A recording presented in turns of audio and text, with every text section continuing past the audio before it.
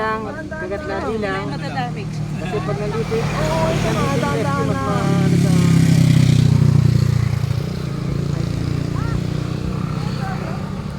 Sige lang, sige lang.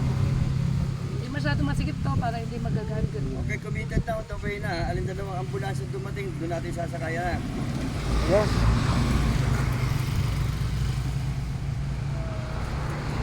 Ano lang, tapos pakitanggal yung helmet ko. Walang Kaya damit mong sa ulo ha. baligtas yung katawan mo. Walang damit sa ulo.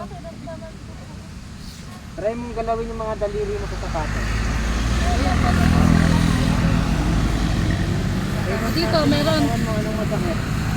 Pag-rit na rin kayo, huwag kayo magsusuot ng mga pants na ganitong punit. Munti ka rin damaan. Damaan na karoon. Huwag yung mga punit. Kaya mong ibaligtas yung katawan mo. Tanggalin yung helmet para makahinga. Control, ikaw. Hindi. Huwag gagalaw.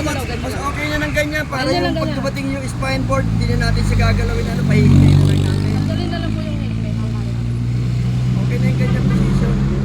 Helmet na lang para Dumating ambulansya makahinga. para sa spine board, mas madali na Sige, siya. tanggalin yung helmet para makapag-circulate yung hangin. Makabalik sa brain yung hangin. Tanong lang, saan unit kayo? Ano to, rescue to dito sa Marilaki. Pero sa Armo. Sa ano to, Kapaginal to.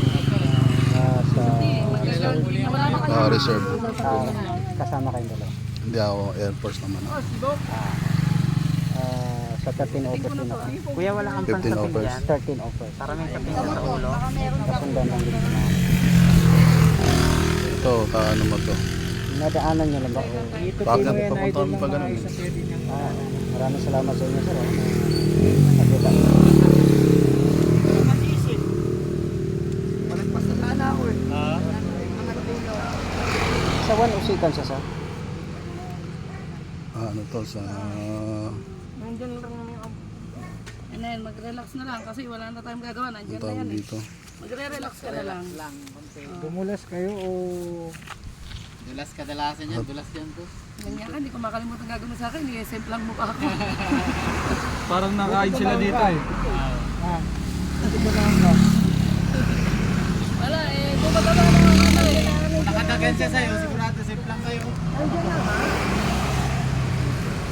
Hindi, nadaanan lang namin. Sakto daan mo. Yaring ako doon kaya nakaroon eh. Sabi ko nga, ayoko nang makakita ng aksidente. Naubos na yung mga gamit ko eh.